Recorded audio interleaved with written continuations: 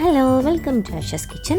ഇന്ന് നമുക്ക് ഒരു സാമ്പാർ പൗഡർ ഉണ്ടാക്കാം. അപ്പോൾ ആദ്യം നമുക്ക് വേണ്ടത് ചനാദാൽ വേണം, ഉഴുന്ന്, കടുക്, പിന്നെ ഫെനുഗ്രീക്ക്, ജീരകം, മല്ലി, കുരുമുളക്, പിന്നെ നമ്മുടെ മസൂർ ദാൽ.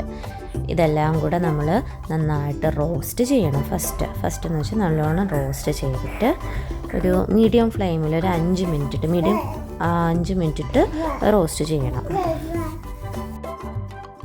അപ്പോൾ ഇത് നന്നായിട്ട് റോസ്റ്റ് ആയിട്ടുണ്ട്.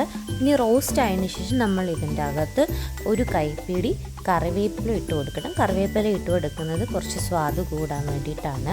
കറിവേപ്പില ഇട്ട് കൊടുത്തിട്ട് ഒരു 7-8 വറ്റൽമുളക് ഇട്ട് കൊടുക്കണം, ഒരു എരിവൊക്കെ വരാൻ വേണ്ടിയിട്ട്. എന്നിട്ട് അത് ഒരു 2 മിനിറ്റ് നന്നായി റോസ്റ്റ് ചെയ്യണം. റോസ്റ്റ് ചെയ്യുമ്പോൾ പ്രത്യേകം ശ്രദ്ധിക്കണം, അടി കിടക്കുന്നത് കരിയാൻ പാടില്ല. അങ്ങനെ വേണം റോസ്റ്റ് ചെയ്ത് എടുക്കാൻ വേണ്ടി. എന്നിട്ട് നന്നായി തുടച്ച് വെച്ചൊരു ജാറിനകത്ത് നമ്മൾ എന്ന് വെച്ചാൽ വാട്ടർ കണ്ടൻറ്റ് ഇല്ലാത്തതിൻ്റെ അകത്ത് നമ്മൾ ഈ വറുത്ത് വെച്ചേക്കുന്നില്ല അതിൻ്റെ അകത്തോട്ട് ഇട്ടിട്ട് 1 ടേബിൾ സ്പൂൺ മഞ്ഞൾപ്പൊടി ഇട്ട് കൊടുക്കുക.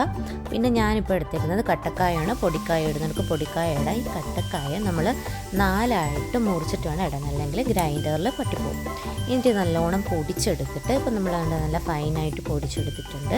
ഇതിന് നമ്മൾ ഒരു എയർ ടൈറ്റ് ആയിട്ടുള്ള കണ്ടെയ്നറിൽ വെച്ച് സൂക്ഷിച്ചാൽ നമുക്കൊരു 1 വീക്ക് to 2 വീക്സ് സാമ്പാർ പൊടി ഉണ്ടാക്കാം. അപ്പോൾ എല്ലാവരും ഉണ്ടാക്കിയിട്ട് അഭിപ്രായം പറയണേ.